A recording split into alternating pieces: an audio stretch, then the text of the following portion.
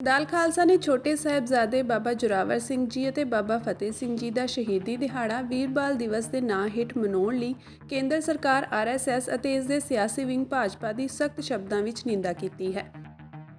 ਨਰਿੰਦਰ ਮੋਦੀ ਸਰਕਾਰ ਦੁਆਰਾ ਦਿੱਤੇ ਗਏ ਵੀਰ ਬਾਲ ਦਿਵਸ ਨਾਮ ਤੇ ਇਤਰਾਜ਼ ਜਤਾਉਂਦੇ ਹੋਏ ਸਿੱਖ ਸੰਸਥਾ ਦਲ ਖਾਲਸਾ ਨੇ ਹਿੰਦੂਤਵੀ ਤਾਕਤਾਂ ਉੱਤੇ ਸਿੱਖ ਇਤਿਹਾਸ ਅਤੇ ਬਿਰਤਾਂਤਾਂ ਨੂੰ ਵਿਗਾੜ ਕੇ ਉਸ ਉੱਤੇ ਹਿੰਦੂਤਵ ਪੰਨ ਚੜਾਉਣ ਦਾ ਇਲਜ਼ਾਮ ਲਾਇਆ ਹੈ।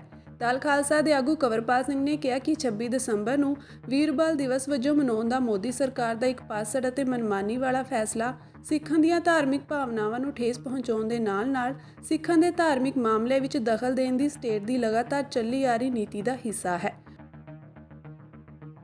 ਉਨ੍ਹਾਂ ਕਿਹਾ ਕਿ ਸੰਗਤਾਂ ਦੇ ਰੋਹ ਅੱਗੇ ਝੁਕਦਿਆਂ ਜਿਵੇਂ ਭਗਵੰਤ ਮਾਨ ਨੂੰ ਮਾਤਮੀ ਬਿਗਲ ਵਜਾਉਣ ਦਾ ਆਪਣਾ ਸਿਧਾਂਤਹੀਨ ਫੈਸਲਾ ਵਾਪਸ ਲੈਣਾ ਪਿਆ, ਉਸੇ ਤਰ੍ਹਾਂ ਮੋਦੀ ਸਰਕਾਰ ਨੂੰ ਵੀ ਆਪਣਾ ਜਬਰੀ ਥੋਪਿਆ ਫੈਸਲਾ ਦੇਰ ਸਵੇਰ ਵਾਪਸ ਲੈਣਾ ਪਵੇਗਾ।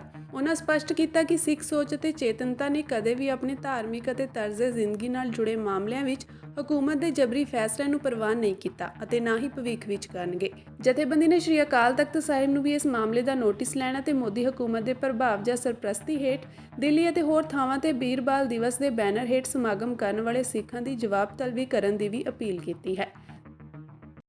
ਜ਼ਿਕਰਯੋਗ ਹੈ ਕਿ ਸ਼੍ਰੀ ਅਕਾਲ ਤਖਤ ਸਾਹਿਬ, ਸ਼੍ਰੋਮਣੀ ਕਮੇਟੀ ਅਤੇ ਦਲ ਖਾਲਸਾ ਸਮੇਤ ਸਿੱਖ ਸੰਸਥਾਵਾਂ ਨੇ ਸਰਕਾਰਾਂ ਦੇ ਇਸ ਨਾਮਕਰਨ ਦਾ ਸਖਤ ਵਿਰੋਧ ਕਰਦਿਆਂ ਇਸ ਨੂੰ ਉਹਨਾਂ ਦੇ ਧਾਰਮਿਕ ਮਾਮਲਿਆਂ ਵਿੱਚ ਹਕੂਮਤ ਦੀ ਦਖਲਅੰਦਾਜ਼ੀ ਕਰਾਰ ਦਿੱਤਾ ਹੈ।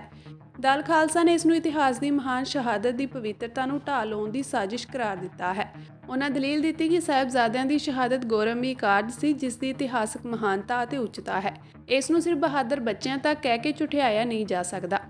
ਪਾਰਟੀ ਦੇ ਜਨਰਲ ਸਕੱਤਰ ਪਰਮਜੀਤ ਸਿੰਘ ਟਾਂਡਾ ਨੇ ਕਿਹਾ ਕਿ ਸਾਹਿਬਜ਼ਾਦੇ ਬਾਲ ਨਹੀਂ ਸਨ, ਉਹ 7 ਅਤੇ 9 ਸਾਲ ਦੀ ਉਮਰ ਵਿੱਚ ਹੀ ਯੋਧੇ ਸਨ, ਬਾਬੇ ਸਨ। ਇਸ ਲਈ ਉਹਨਾਂ ਦੇ ਸ਼ਹੀਦੀ ਦਿਵਸ ਨੂੰ ਵੀਰ ਬਾਲ ਦਿਵਸ ਕਹਿਣਾ ਉਚਿਤ ਨਹੀਂ ਹੈ।